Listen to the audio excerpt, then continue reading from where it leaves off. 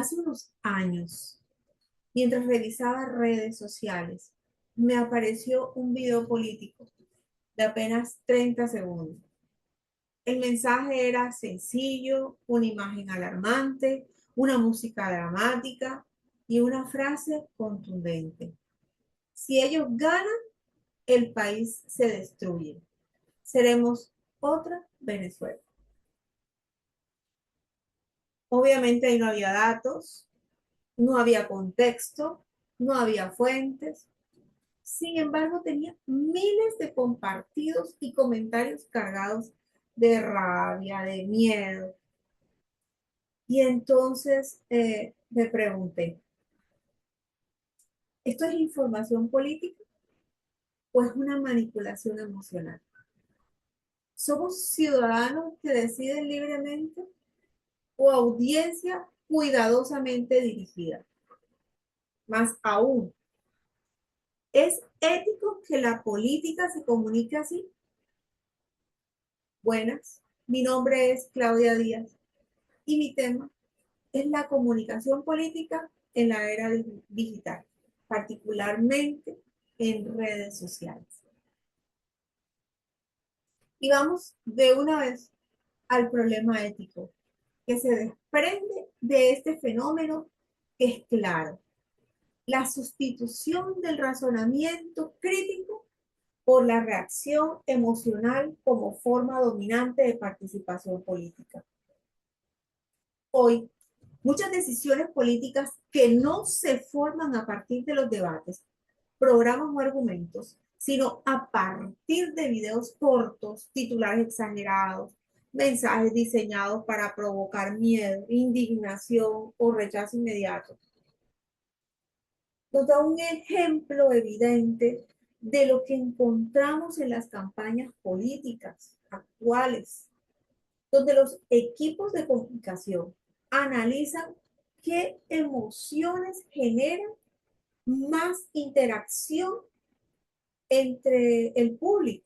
Por ejemplo, ver publicaciones que no explican una propuesta, sino que presentan a un adversario como una amenaza, o sea, al otro, el opositor, y dicen, ellos quieren que quitarte lo tuyo, van a destruir a tu familia, nos quieren imponer una ideología. Desde la ética, el problema no es defender una postura, sino reemplazar el argumento por el miedo, anular la capacidad del ciudadano de evaluar racionalmente esa información. Y si hablamos desde la moral, esas prácticas aparentemente funcionan, pues hay votos, posicionamientos, pero desde la ética tenemos que preguntarnos si esto es realmente correcto. ¿Es moralmente aceptable inducir a este colectivo para ganar apoyo político? ¿Se respeta al ciudadano como sujeto racional o se trata como un objeto manipulable? La ética nos obliga a cuestionar no solo es ganar las elecciones, a los medios utilizados para lograrlo. Y ahí nos acordamos de Habermas, que él dice que la manipulación política es una forma de comunicación distorsionada que corrompe la democracia. Cuando el discurso político se usa para manipular emociones, oculta información o desinforma con fines electorales, deja de ser una comunicación democrática, según él, y se convierte en una propaganda. Lo que significa que la clave teórica en Habermas y en que yo me estructuro es que la democracia deliberativa sostiene que una democracia legítima no se basa solo en votar, sino en que las decisiones surjan de un debate público nacional, donde los ciudadanos reciben una información veraz. La argumentación, por lo tanto, es una validez y un impacto emocional. Nadie es engañado deliberadamente. Ganar votos manipulando información rompe inmediatamente este principio. ¿Por qué? Porque el ciudadano ya no decide libremente. Y otro ejemplo concreto es la difusión de noticias falsas o informaciones sacadas de contexto. En periodos electorales es frecuente encontrar titulares como el candidato X cerrará esta iglesia o gobiernos planean eliminar subsidios al ser revisados, pues resultan de pronto exagerados, incluso falsos. Pero el daño ético aquí es doble. ¿Y por qué yo digo doble? Porque se engaña deliberativamente al ciudadano, se deteriora la confianza en la información pública y una democracia basada en la mentira deja de ser una especie de deliberación y se convierte en un campo de manipulación. Pero yo tengo que hablarle de mi país. En Colombia actualmente hay una desinformación en redes de la información de manera constante. Tenemos un ejemplo muy claro de cómo la comunicación política puede convertirse en un problema ético cuando definitivamente se abandona el pensamiento crítico. Y yo me refiero a la circulación masiva de informaciones en redes sociales. Un caso que quiero pues sugerir es el paro nacional que hubo en el 2001. Durante esos días, millones de colombianos recibimos videos, audios, publicaciones que mostraban un supuesto hecho ocurrido en distintas ciudades del país. Videos de violencias extremas, denuncias de desapariciones, mensajes que aseguraban que el país estaba al borde de una guerra civil. Y sin embargo, con el paso de los días se comprobó que muchos de estos contenidos no correspondían a Colombia, sino que eran videos completamente ajenos a ello y al suceso que estaban pasando. Yo no sé si logran ver aquí en Semana. Esta publicación salió el 8 de mayo del mismo año, obviamente, donde demuestran la cantidad de fotos y videos completamente falsos. Y este caso nos da pie para mirar ese análisis crítico y decir que el problema no es solo que la información fuera falsa, sino el efecto moral que produjo. Una polarización, un pánico colectivo, una ruptura del diálogo social. Quien compartía estos contenidos muchas veces no lo hacía con mala intención, sino desde la emoción, desde la rabia, desde el miedo, desde la indignación. Y sin embargo, una acción puede ser moralmente reprochable, aunque no exista mala intención, cuando sus consecuencias afectan gravemente a la convivencia social. Aquí nosotros evidenciamos un conflicto ético entre la libertad de expresión y la responsabilidad moral ante el impacto de la información difundida. Este caso muestra una clara ausencia de pensamiento crítico en la práctica cotidiana, obviamente, porque muy pocos ciudadanos nos preguntamos, ¿quién grabó el video? ¿Cuándo ocurrió realmente? ¿Qué interés puede haber detrás de este mensaje? Se compartió antes de verificar, se reacciona antes de reflexionar. Así que desde el pensamiento crítico esto es problemático, porque una democracia exige ciudadanos capaces de evaluar una información, es no solo de consumirla emocionalmente, ¿sí? Mire, este ejemplo también nos interpela como individuos. Muchos colombianos, yo incluida, vimos contenidos que confirmaban nuestras creencias y lo dimos por verdadero sin cuestionar.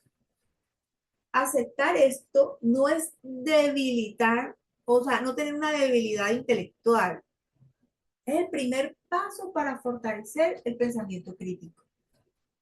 La ética no comienza señalando al otro, sino revisando nuestras propias prácticas comunicativas.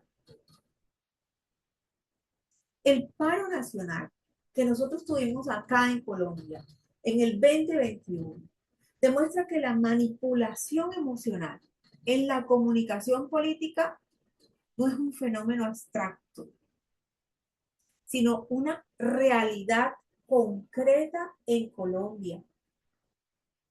Cuando la emoción reemplaza al argumento, la ética se debilita y el pensamiento crítico se silencia.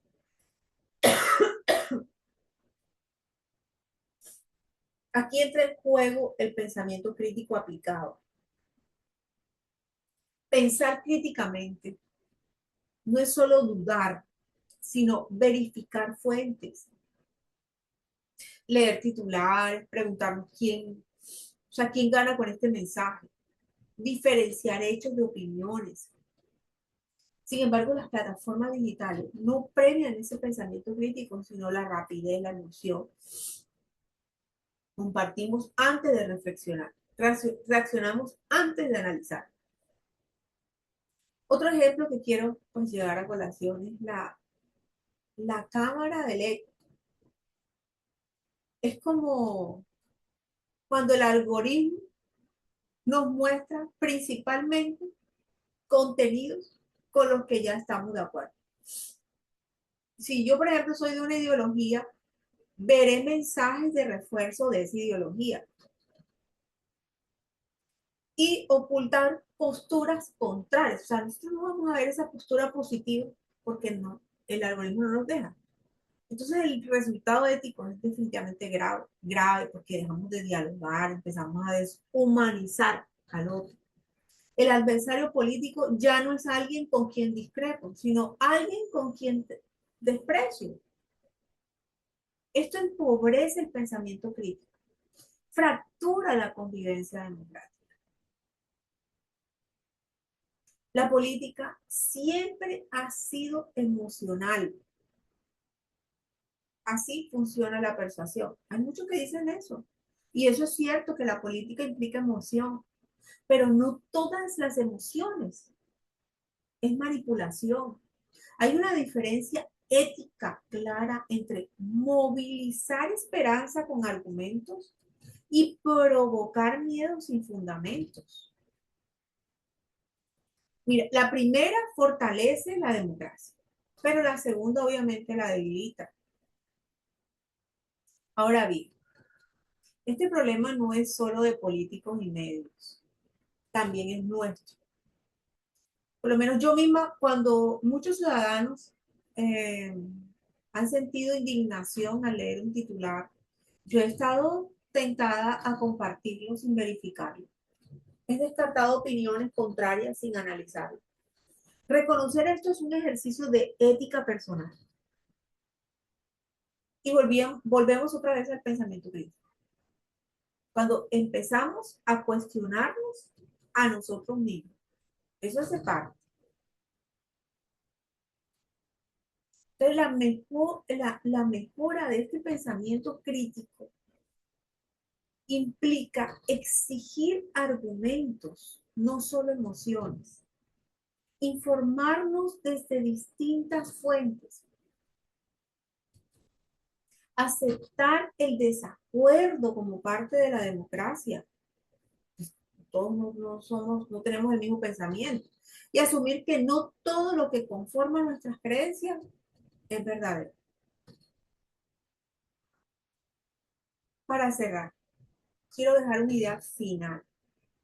Una democracia no muere cuando la gente deja de hablar, sino cuando deja de pensar críticamente.